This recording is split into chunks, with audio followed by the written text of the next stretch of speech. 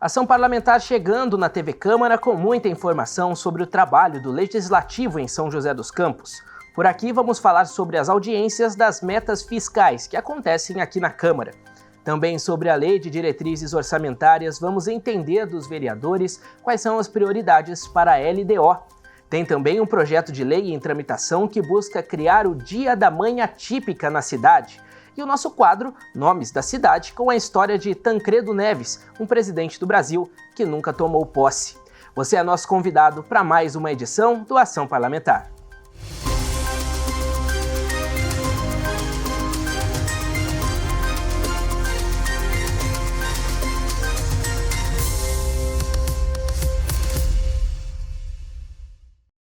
A gente abre o Ação Parlamentar de hoje para falar sobre as audiências das metas fiscais. Preparamos uma reportagem para mostrar como elas acontecem e qual a importância da Câmara sempre abrir espaço para que elas sejam realizadas aqui na Casa do Legislativo. Todo mundo que recebe salário deve saber que organizar suas finanças é primordial para evitar futuras dívidas. Para municípios, estados e países, essa distribuição de recursos também é necessária para que nada saia fora do planejado. E é o que chamamos de metas fiscais. Um planejamento que registra as arrecadações e os gastos programados de um governo durante o ano. E esses objetivos financeiros são traçados na LOA, a Lei Orçamentária Anual. Toda vez que é aprovado um orçamento, são estabelecidas quais as despesas que serão realizadas e uma estimativa das receitas para cobrir essas despesas. E, uma vez aprovado o orçamento, o poder público tem a obrigação de, periodicamente, dependendo do sistema, bimestral ou quadrimestral, verificar se as metas lá estabelecidas no orçamento estão sendo alcançadas. E ele deve fazer uma política de gasto e de arrecadação equilibrada para cobrir, para não gastar mais do que pode e nem arrecadar mais do que previsto, até porque senão a população tem uma carga tributária maior do que ela suporta. E alguns desses gastos feitos por um governo já são pré-definidos, como saúde e educação. Já as outras despesas vão de acordo com a necessidade de cada município. A Constituição determina que um determinado percentual fixo, ela coloca um mínimo de investimento na educação e na saúde. Esse é o básico, isso não tem como abrir mão, né? Depois, em terceiro lugar, é o pagamento dos servidores.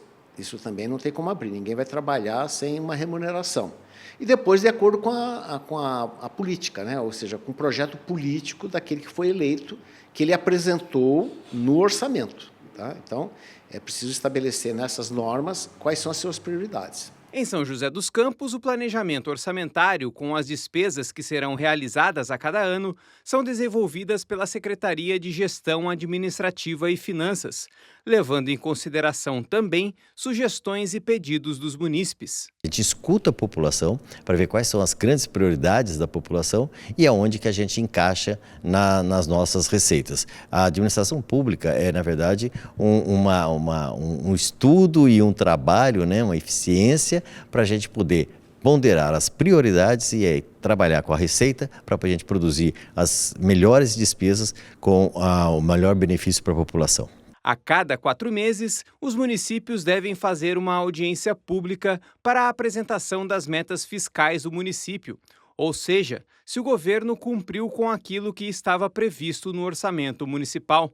As audiências acontecem sempre nos meses de fevereiro, maio e setembro e estão previstas na Lei de Responsabilidade Fiscal. Nesses encontros, a secretaria responsável pelas finanças do Poder Executivo apresenta detalhadamente os valores que foram arrecadados e gastos durante o quadrimestre. Cada mês a gente faz, né, de 15 em 15 dias a gente tem reuniões, alinhando as receitas com as despesas. Na hora que a gente fecha o balanço do mês também a gente faz um trabalho, até apresenta para o prefeito, apresenta para os outros secretários, e além de ficar consultando as demandas do dia a dia com a população. Isso daí vai modelando o ajuste fino que a gente faz durante o ano. A gente pega o balanço, trabalha, faz um trabalho interno de juntar todos os dados, compor esses dados, é um trabalho técnico muito bem feito pela nossa administração, e aí a gente apresenta para a população e para os vereadores. E caso aconteça um gasto maior do que o valor arrecadado no período, o chefe do Poder Executivo pode passar por um processo de responsabilidade, como explica o professor de Direito Tributário. Isso pode ser de iniciativa do Poder Legislativo, no caso, a Câmara Municipal pode abrir um processo. O Executivo tem que tomar medidas para cortar essas despesas, se ultrapassar essas metas, né?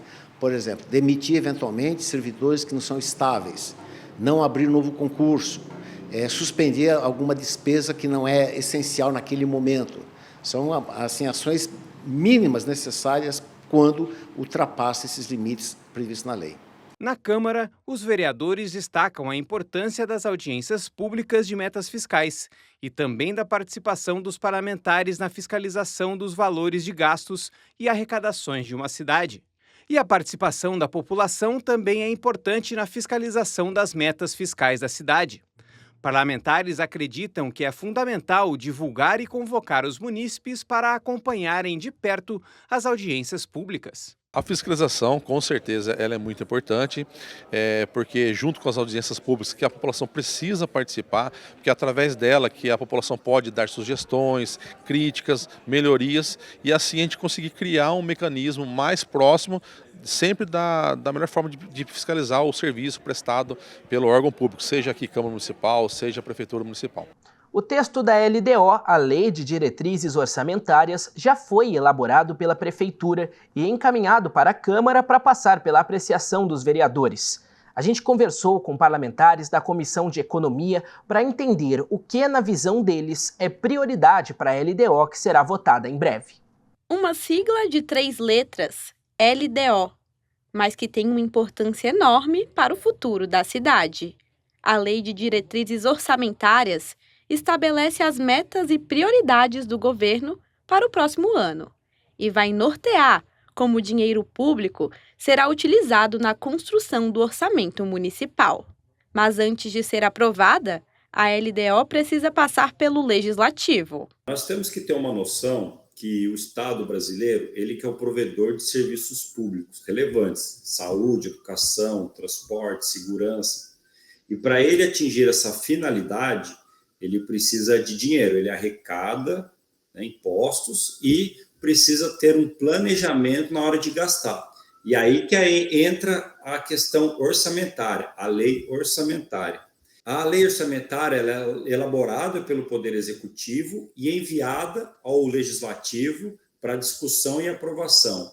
E o documento já está sendo analisado pelos vereadores da Câmara.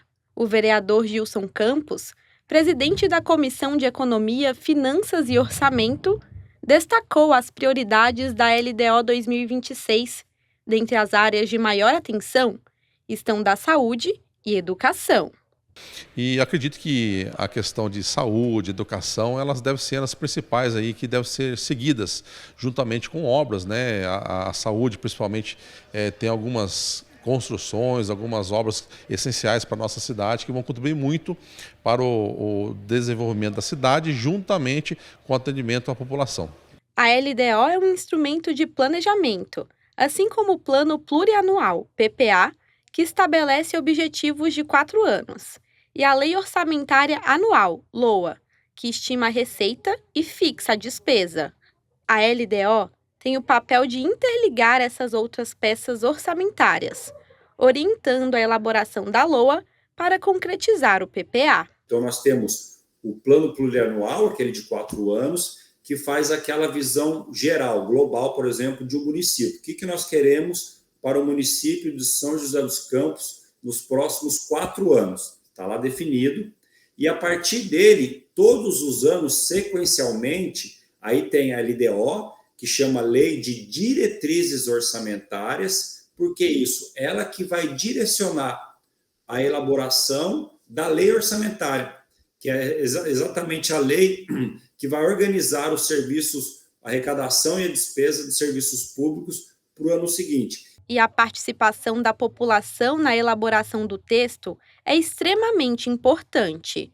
Os munícipes podem fazer sugestões ao orçamento da cidade por meio de audiências públicas e também pelo site da Câmara. Para o presidente da Comissão de Economia, o envolvimento dos moradores no debate da LDO ajuda no desenvolvimento da cidade. pessoas possam se interessar um pouco mais, porque é da vida delas que nós vamos tratar, né? Porque tudo que for decidido ali vai ser atingir a própria família, as pessoas que vivem na nossa cidade. Então, é muito importante que a população se interesse por todas essas chamadas que a prefeitura faz, para que ela possa dar a opinião dela e, quem sabe, aquilo que ela vem trazer e ajudar na construção de uma nova cidade, né, de uma construção boa para todos nós. Para 2026, a arrecadação projetada na LDO é de 4,38 bilhões de reais. O documento, além de ser uma peça fundamental na estrutura financeira do município, também tem um importante papel na garantia da transparência dos recursos públicos. E impõe, portanto, um planejamento ainda maior em relação aos gastos públicos. A Lei de Responsabilidade Fiscal, ela é um marco, é uma referência a nível mundial em que o Brasil, o país, aliás, que mais arrecada tributos no mundo, ele se orienta, junto com a Constituição Federal, o Estatuto das Cidades, para que nós tenhamos uma correta aplicação dos recursos públicos no Brasil. E a Câmara Municipal tem responsabilidade na fiscalização do orçamento municipal. O vereador Gilson Campos enfatiza a importância da destinação correta dos recursos para as áreas que mais precisam. O vereador ele tem essa prerrogativa, né, de fiscalizar o executivo nas suas ações e atos, e com certeza traçando essas metas para o próximo ano, a Câmara Municipal, né, nós vereadores temos essa função de estarmos de olho para ver se tudo aquilo que foi acordado, que foi direcionado, apresentado, vai ser seguido. Primeiro intervalo por aqui e já tem mais ação parlamentar.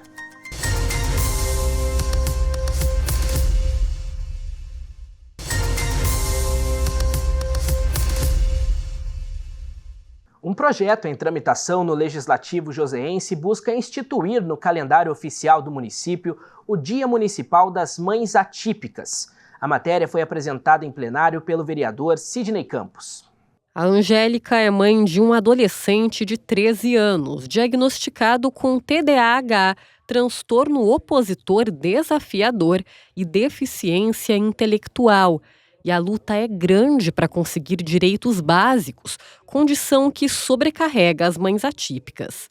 Uma luta que eu travo diariamente é com o poder público quando se diz a respeito da escola. Adaptações dos nossos filhos que não são feitas, muitas vezes a inclusão que de fato não acontece, porque hoje nós temos no município os apoios, que na verdade são cuidadores, que não têm a capacitação necessária para estar com nossos filhos. Então, toda essa luta para que isso aconteça de uma forma que seja funcional para eles, porque nós não precisamos de cuidadores, nós precisamos de pessoas capacitadas que estejam com eles. As mães atípicas são mulheres que cuidam de filhos com deficiência ou síndromes raras. Pensando no bem-estar dessas mulheres, um projeto de lei em tramitação na Câmara, de autoria do vereador Sidney Campos, prevê instituir no calendário oficial de eventos do município o Dia das Mães Atípicas, a ser comemorado em 30 de novembro. Segundo a justificativa do texto, a data visa acolher, valorizar e reconhecer a luta dessas mães, que, como lembra o vereador, muitas vezes criam os filhos sozinhas. Diversas mães vieram ao nosso gabinete solicitar ajuda com relação a exames, consultas para os seus filhos. E nessas conversas acabei descobrindo que 76% das mães são mães solos e elas também precisam de ajuda do poder público. Então esse é o objetivo do projeto, a gente ajudar essas mães solos que tanto trabalham para os seus filhos. O parlamentar afirma ainda que este foi apenas o primeiro passo. A expectativa é que o projeto possa incentivar a criação de novas propostas voltadas para as mães atípicas. O segundo passo é a gente propor projetos de leis para poder ajudar essas mães solos em diversos serviços públicos aqui da nossa cidade de São José dos Campos. A Juliana é terapeuta ocupacional e acompanha diariamente a realidade das mães atípicas. E ela conta que, na maioria das vezes, cabe a elas a tarefa de acompanhar os filhos na terapia ou em outros atendimentos. E ela propõe uma reflexão, que a sociedade passe a enxergá-las com mais respeito e menos julgamentos. A sobrecarga dessas mães, o que elas enfrentam em termos de garantia de leis, de direitos, na escola, em qualquer lugar que elas vão, elas precisam brigar. E assim, o olhar da sociedade que precisa mudar. Então, talvez instituir esse dia, né, das mães atípicas, abra os olhos, não só do poder público, mas da sociedade, da própria família, que muitas vezes tem alguém ali do lado, né, no próprio seio familiar, e que, olha, eu posso ajudar a cuidar dessa mãe para que essa mãe consiga oferecer o melhor para o seu filho. E a Angélica, mãe que conhecemos no início da reportagem, acredita que, se aprovado, o projeto servirá como um dia simbólico para evidenciar essa causa. Nós sabemos que será um dia simbólico, né? Mas a gente também entende que será mais um dia de luta, que nós teremos mais evidência para falar sobre esses assuntos que por muitas vezes são invisíveis, né? Pelo município, pelas outras pessoas, pela sociedade de uma forma geral. Então acho muito válido sim que esse dia aconteça. Outra pausa por aqui e já a gente volta.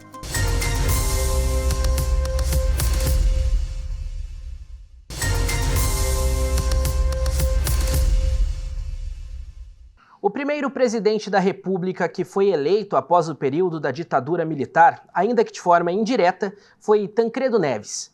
Mas ele nunca tomou posse porque teve problemas de saúde e depois faleceu.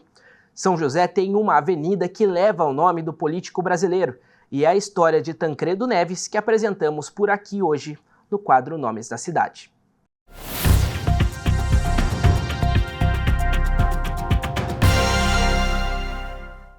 Quem conhece a história do Brasil já deve ter ouvido falar desse nome, Tancredo Neves.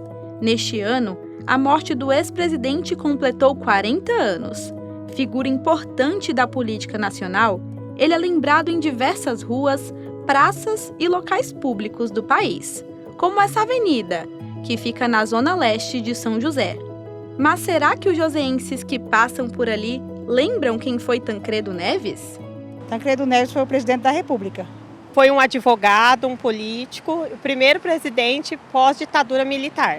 Conhecido por ser o primeiro presidente eleito democraticamente após a ditadura militar, Tancredo foi peça-chave na redemocratização do Brasil. Mas ele nem chegou a atuar como presidente do país. Foi internado na véspera da posse, com fortes dores abdominais, e morreu 39 dias depois, em 21 de abril de 1985, aos 75 anos. Essa notícia do falecimento é bastante traumática, eu diria, para o momento que o Brasil estava, né? Porque dava muito aquela sensação de, nossa, justo agora que iríamos, né, reconstruir a democracia, nosso presidente venha a falecer, né? E aí, enfim, não chega a assumir o cargo. Quem assume era o vice na chapa, o Sarney, que é uma figura, um político tradicional, também bastante conhecido, mas não tinha, nem de longe, não tinha o carisma ou não tinha sido a voz mesmo, né, desse processo de transição que o Tancredo Neves foi. No ano seguinte à sua morte, essa avenida ganhou o nome de Tancredo Neves. A homenagem ao presidente foi fruto de um decreto aprovado na Câmara Municipal no dia 30 de abril de 1986. A via é um dos principais corredores da região leste da cidade.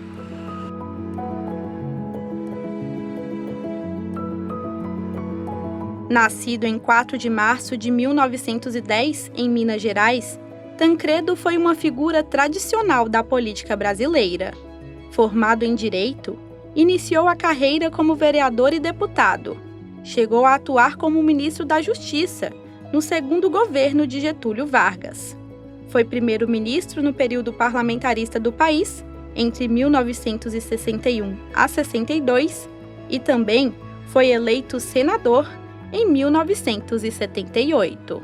É uma figura bastante tradicional, política, muito atuante e que continua de alguma forma ainda atuante, mesmo com o fechamento do regime militar, né?